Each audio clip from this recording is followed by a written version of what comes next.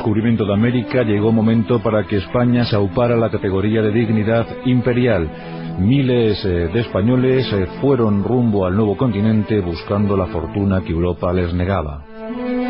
Según se dice, a lo largo de estos últimos 5 siglos, no menos de 5 millones de españoles partieron rumbo a América para no volver jamás.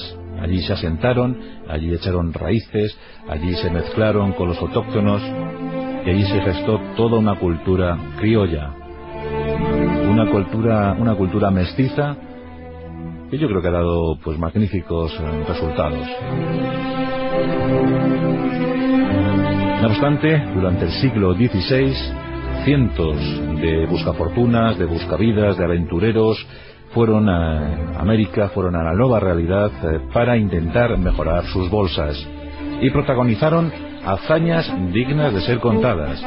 Ahí está, por ejemplo, Hernán Cortés, quien sin licencia alguna y al mando de 400 hombres encabezó una expedición, ya digo, no oficial para conquistar la mayor extensión territorial que jamás había visto, nada más y nada menos que Nueva España, el Imperio Azteca.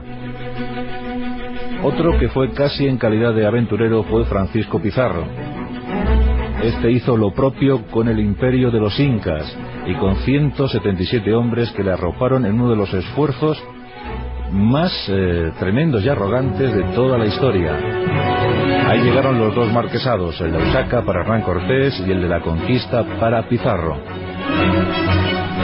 Otros, como Jiménez de Quesada, soñaron con un tercer marquesado. Y la verdad es que argumentos no le faltaban, pues, claro, conquistó el tercer imperio, el Chichá. Allí se suponía la existencia de un reino gobernado por un príncipe al que llamaban El Dorado. Este dignatario indígena embadurnaba, según la leyenda, su cuerpo con polvo de oro durante el día para despojarse de esa vestimenta aurífera por la noche en un lago secreto, en un lago sagrado.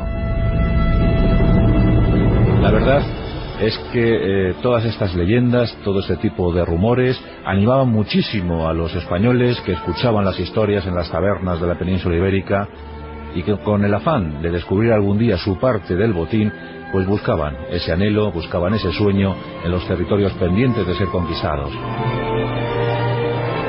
Por ejemplo, en el norte del continente se generó el mito de las 7 ciudades de Cíbola. Estas ciudades fueron buscadas.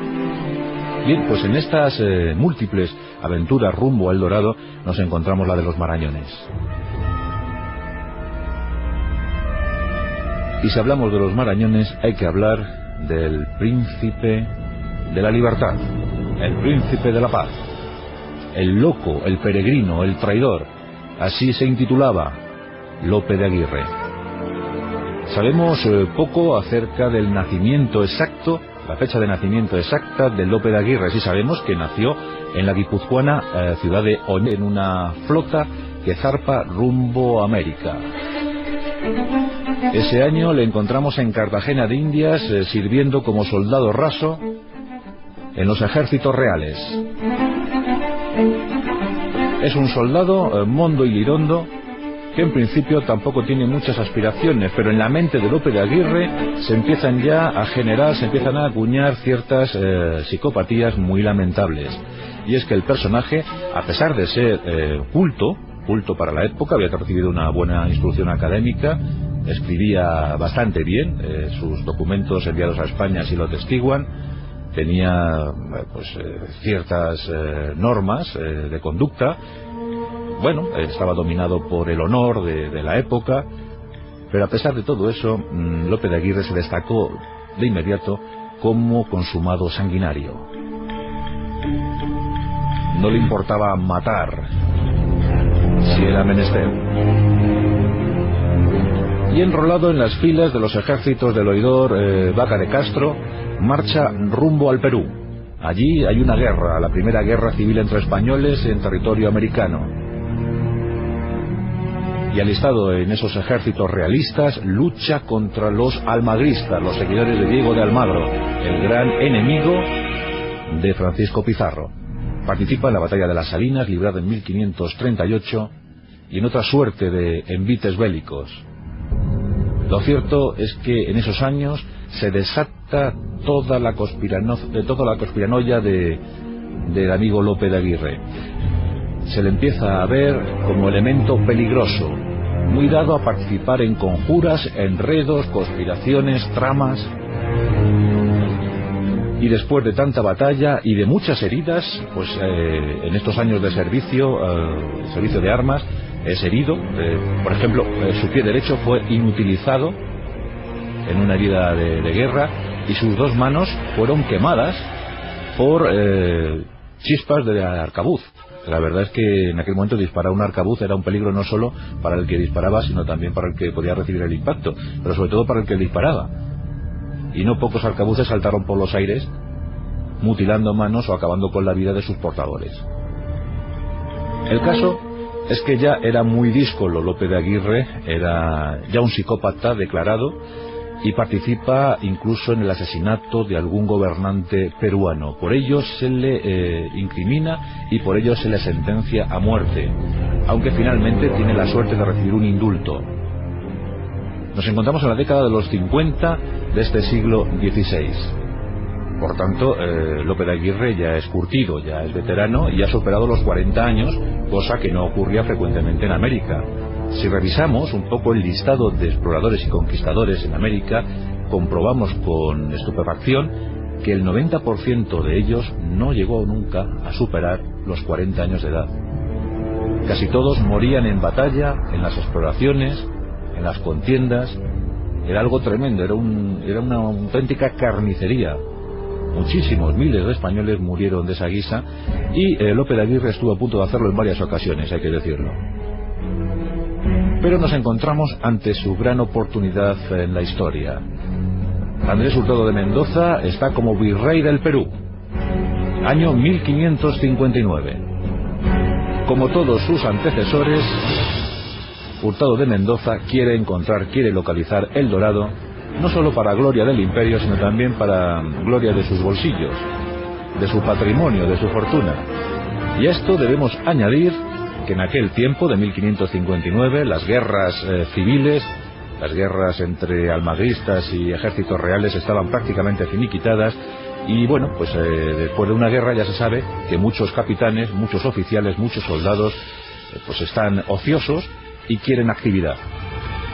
Han llegado a América para ganar dinero, y claro, una situación de paz no es conveniente para nadie, y menos para ellos, que saben que de la actividad bélica frecuentemente viene la bolsa llena de monedas. Por tanto, con buen criterio, Hurtado de Mendoza organiza la enésima expedición rumbo al Dorado. Y en esa expedición se integran pues 300 oficiales y soldados españoles de variado pelaje. Casi todos habían dado problemas en combate o habían dado pues muestras de ser personajes turbulentos, pendencieros. Por tanto, Hurtado de Mendoza se los quita así, se los quita de encima, preparando esta expedición, y de paso, si suena la flauta, pues encontraremos los territorios ansiados del Dorado.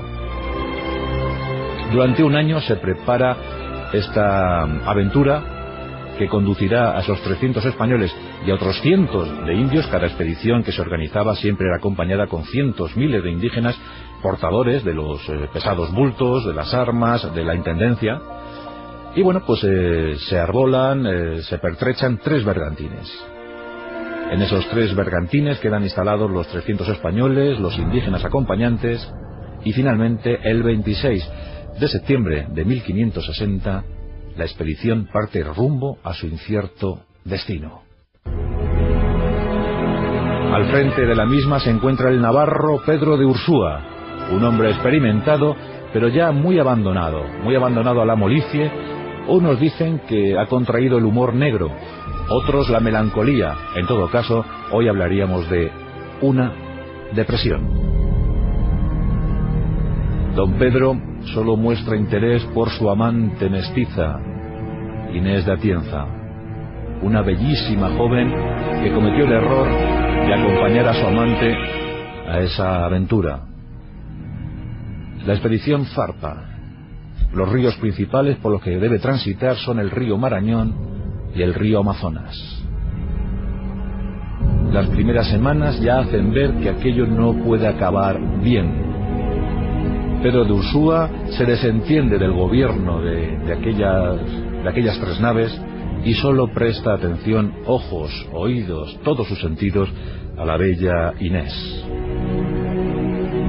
Y pronto sus oficiales más próximos comienzan a recelar sobre el origen, sobre el propósito de esa empresa.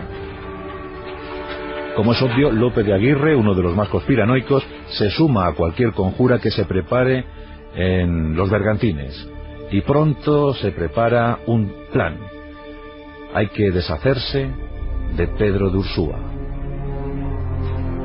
Son muchos los descontentos, algunas averías en las naves, algún intento ya de sedición y los primeros ejecutados. La chispa de la rebelión se enciende el 1 de enero de 1561, el día de Año Nuevo. Lope de Aguirre toma la vanguardia de los desafectos y él mismo por su mano asesina a Pedro de Ursúa. Es el comienzo del fin. Según se cuenta, a lo largo de su peripecia, de esta peripecia, Lope de Aguirre asesinó él mismo a no menos de 72 personas. 64 varones españoles, 4 mujeres, 3 sacerdotes y un solo indígena. 72 en un periplo de 10 meses. Lope de Aguirre tonto no era, desde luego psicópata sí, pero tonto no, y decide utilizar a un joven oficial casi imberbe llamado Fernando de Guzmán para encomendarle la tarea de ser el príncipe, le nombra príncipe de tierra firme y de las provincias de Perú y Chile. Él se queda como un modesto lugarteniente, aunque de paso, lugarteniente sí, pero ya os digo que su inteligencia brillaba con luz propia y se proclamó maestro de campo, maese de guerra. De un simple sargento que había sido hasta entonces pasaba a ser lo más florido, lo más granado del ejército español, el maestre de campo. Bien, Fernando de Guzmán cumple a la perfección el objetivo de tonto útil y la expedición prosigue por las aguas del río Marañón. Lope de Aguirre decide que aquella empresa se llame la de los Marañones. Toman nombre del río que les acoge.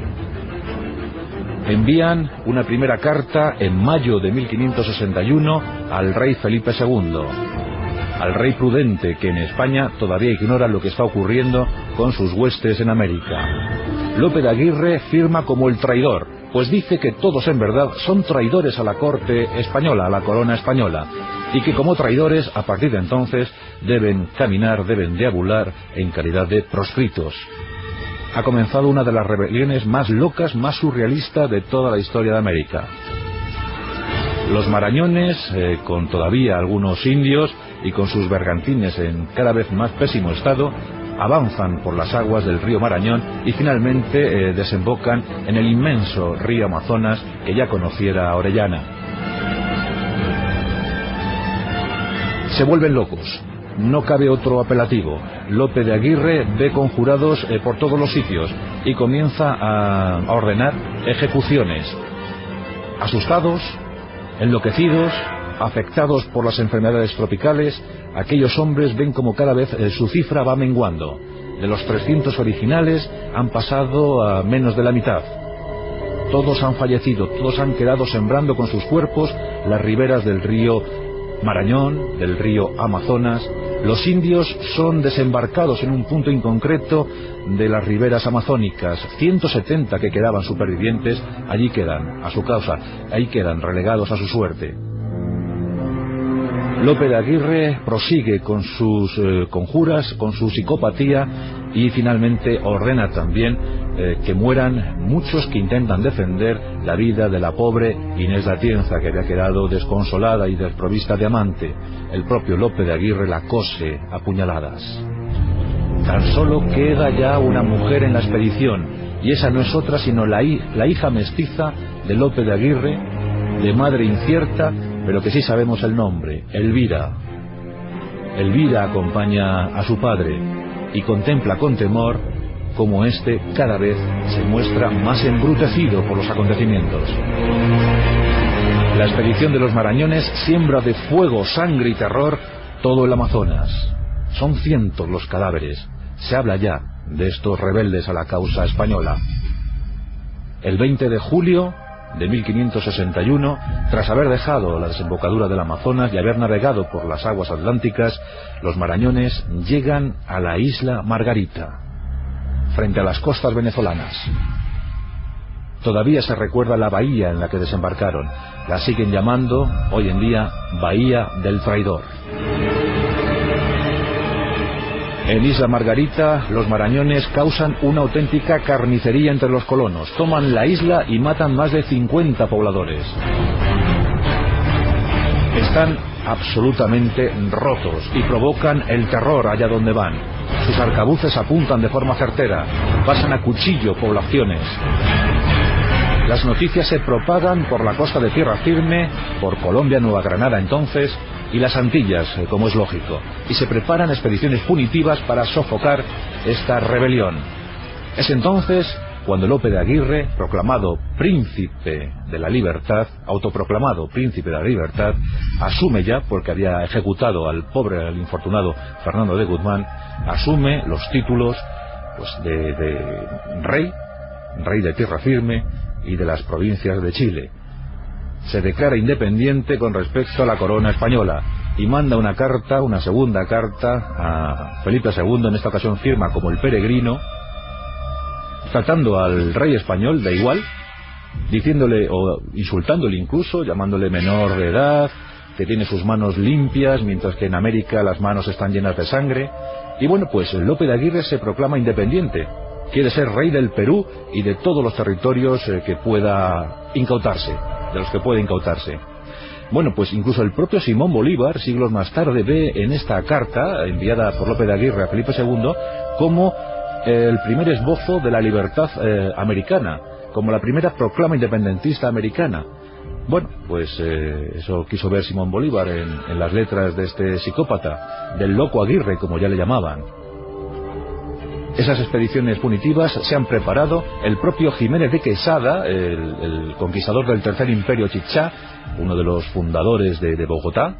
Bueno, pues el propio Jiménez de Quesada, muy envejecido, pero nombrado en ese tiempo mariscal en Nueva Granada, se prepara para ir pues a sojuzgar el ánimo de los Marañones, pero no es necesario. 27 de octubre de 1561. Nos encontramos en tierra firme de la actual Venezuela. Quedan muy pocos rodeando a Lope de Aguirre, casi todos han desertado. No en vano se había determinado que aquellos que desertasen de las filas de los Marañones recibirían el indulto, y eso lo aprovechan los que quedaban, los supervivientes, para escapar buscando mejor suerte. Ya no quieren estar al lado de un ser tan sanguinario, tan psicópata, tan embrutecido como Lope de Aguirre. En consecuencia, este hombre se queda solo. Solo no. Su hija Elvira está junto a él. Dos de los Marañones, intentando congraciarse con sus soldados, con los soldados españoles que están cercanos a la posición de Lope de Aguirre, pues dos de los Marañones intentan acabar con la vida del príncipe de la libertad. Lope de Aguirre se sabe perdido, se sabe rodeado y comete su última atrocidad. Coge a su hija Elvira, una adolescente, y la cose a puñaladas, diciendo que su hija no será lecho, no servirá como lecho para unos bellacos. Piensa que la van a prostituir, que la van a mancillar, y por tanto prefiere matarla por su mano.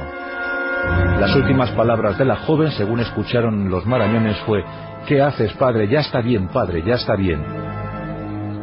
Y murió acuchillada.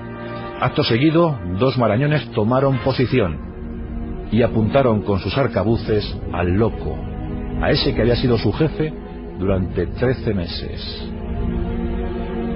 Lope de Aguirre, menudo como era un hombre enjuto, muy resistente, la verdad es que tremendamente fuerte para la poca talla que tenía. Les miró desafiante, casi como animándoles a disparar, a ver si eran capaces de acertar a un ser casi sobrenatural, como él se pensaba ya. Dijo: no hay nacido que sea capaz de acabar conmigo. Dicho esto, el primer Marañón disparó su arcabuz.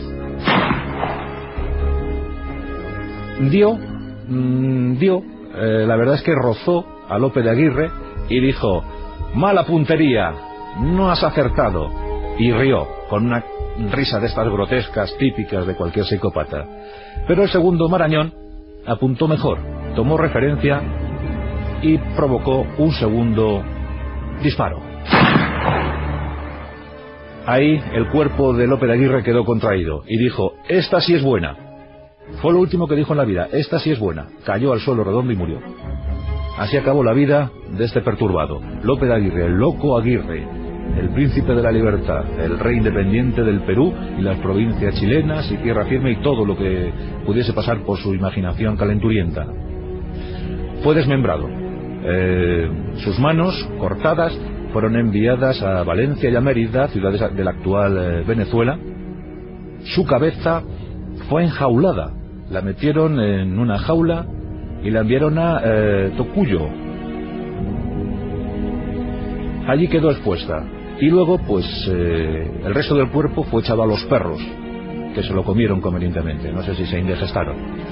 El caso es que los restos o lo que quedó, la memoria de Lope de Aguirre, fue sometida a un juicio post-mortem y fue acusado, como es lógico, de traición a la corona. 72 víctimas por su mano y otras tantas o muchas más ordenadas por él.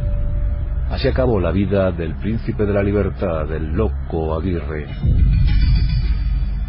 Todavía hoy en día en Tocuyo se sigue haciendo una procesión el 27 de octubre de cada año recordando la memoria de Lope de Aguirre. Dicen que todavía su fantasma, su imagen, se puede ver allá donde fue abatido por los arcabuces. Los fuegos fatuos en Venezuela se relacionan con el fantasma de Lope de Aguirre. Se le sigue temiendo. Han pasado más de 4 siglos y todavía se teme la figura de este psicópata, Lope de Aguirre, el hombre que partió rumbo al Dorado y que acabó en el infierno.